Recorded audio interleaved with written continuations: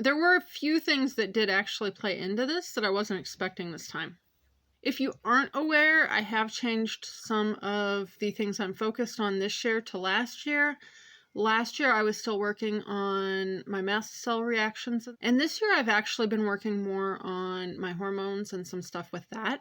And that's actually how it sort of played into the decluttering stuff. I have 5 quick points. And like I said, I'm going to try and make this quick. So let's see if I can get it done in 5 minutes. So starting with point number 5, after you hit a certain point, it's almost like you sort of cross this threshold and it causes a trickle-down effect with things like cleaning.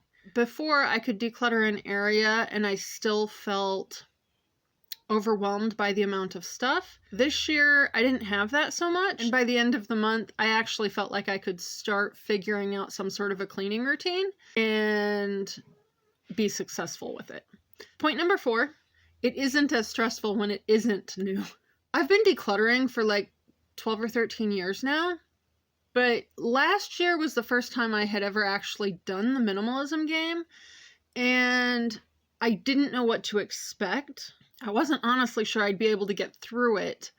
And then this year, I didn't have that sort of anxiousness going into it. I knew I'd been through it before. I knew I could do it again, even though I was somewhat concerned about where I would find some of the stuff to get rid of. Point number 3, it's more contagious to others in the household when they've been through it before or watched you go through it before. My kids actually both sort of jumped on, and you didn't see stuff from them, but they were actually both contributing to the donatable donate box this year.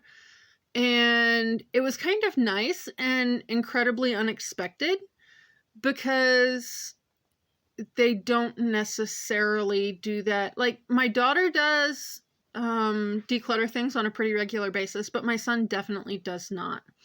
And I never really said anything to them about going through their stuff. I just noticed that as things were getting found, they were getting tossed in the donate box. Not saying anything to me, not questioning it. They just knew that that was the process. And it's more in their face when I'm doing a declutter challenge, if that makes sense. Number 2, it gets easier each year. And there's not as much, but so it goes quicker. I basically just started at the exact same starting point and worked through all the areas I had done last year. All of the areas actually still came up with some stuff, some more than others. And some stuff was like, oh, I'm going to get to that. I just don't have time right now, but I'll get to it sometime.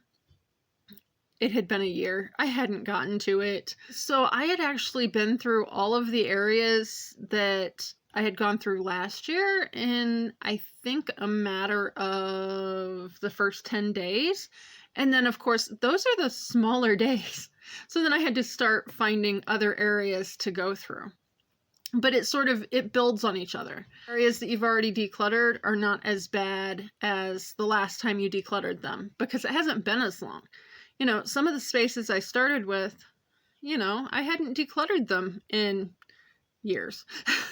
I don't think I'd ever decluttered the herbals cabinet. Okay, so let's finish this up real quick.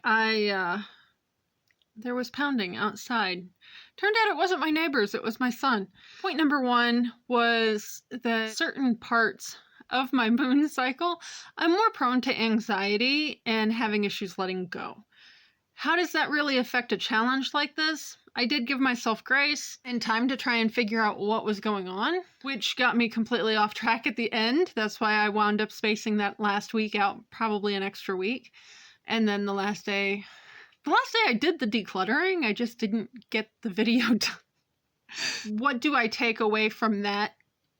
Considering it wasn't formerly an issue, it was one of those things that I realized was going on that I hadn't noticed in terms of some of the detox work I've been doing. It kind of gave me another point to research and try and see what was going on and how the hormones affect that.